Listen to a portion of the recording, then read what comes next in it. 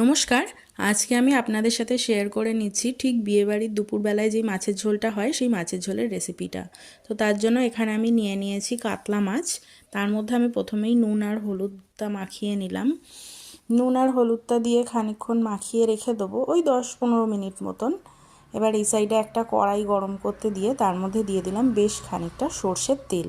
সর্ষের তেলটা খুব ভালো মতন ধোঁয়া ওঠা গরম হয়ে গেলে তার মধ্যে একে একে আমি মাছের টুকরোগুলো দিয়ে এপিট ওপিট করে খুব ভালো মতন ভেজে নিচ্ছি।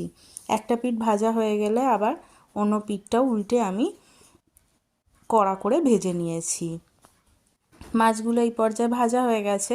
এবার সমস্তটা তেল দিয়ে তুলে নিয়ে এবার ওই একই তেলের মধ্যে আমি মাছের মাথা দুটোও ভেজে নেব। মাথা দুটো ভাজা হয়ে গেছে। এবার ওই একই তেলের মধ্যে দিয়ে দিচ্ছি আমি গোটা জিরে, তেজপাতা, একটা শুকনো লঙ্কা আর গোটা গরম মশলা। ফোড়নটা দিয়ে একটা মিষ্টি গন্ধ বেরোলে ওই মাছের গায়ে যে নুন হলুদ মাখিয়েছিলাম যেই থালাটায়, ওর মধ্যেই আমি আলুটা কেটে ওই একই নুন হলুদ মাখিয়ে আলুটাও ভাজতে দিয়ে দেবো।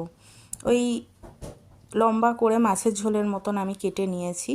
এবার আলুটা ভাজা হতে হতে আমি একটা মশলা করে নিয়ে এখানে একটা মিডিয়াম সাইজের পেঁয়াজ, 1 ইঞ্চি একটা আদার টুকরো আর 2টো কাঁচা লঙ্কা আমি গ্রেট করে নিয়েছি।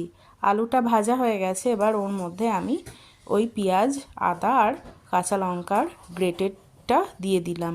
দিয়ে এবার একে একে রেগুলারের যা যা মশলা সেগুলো অ্যাড করে দিচ্ছি। নুন, হলুদ, জিরের গুঁড়ো আর কাশ্মীরি লঙ্কার গুঁড়ো দিয়ে নেড়ে চেড়ে সামান্য একটু জল দিয়ে আমি মশলাটা এখানে কষতে দেবো। সামান্য একটু জল দিয়ে দিলাম যাতে মশলাটা না পুড়ে যায়, তাই একটু জল দিয়ে মশলাটা কষিয়ে নিচ্ছি। এবার দিয়ে দিচ্ছি 1 চামচ মতন টমেটো কেচাপ। কেচাপটা দিয়েও আবারও নেড়ে চেড়ে আমি কষতে দেবো। আবারও আমি একটু জল অ্যাড করেছিলাম।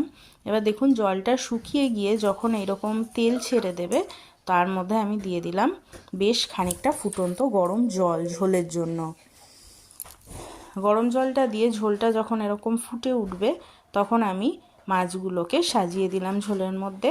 আর টেস্টটা ব্যালেন্স করার জন্য দিয়ে দিলাম সামান্য একটু চিনি আর দিয়ে দিচ্ছি একটা চেরা কাঁচা লঙ্কা। ঝোলটা যখন ফুটে এরকম বেশ গা মাখা মাখা হয়ে আসবে তখন দিয়ে দিলাম ওপর দিয়ে গরম মশলার গুঁড়ো আর ঘি আর গরম মশলার গুঁড়োটা দিয়ে আমি গ্যাসের ফ্লেমটা অফ করে দিয়েছিলাম।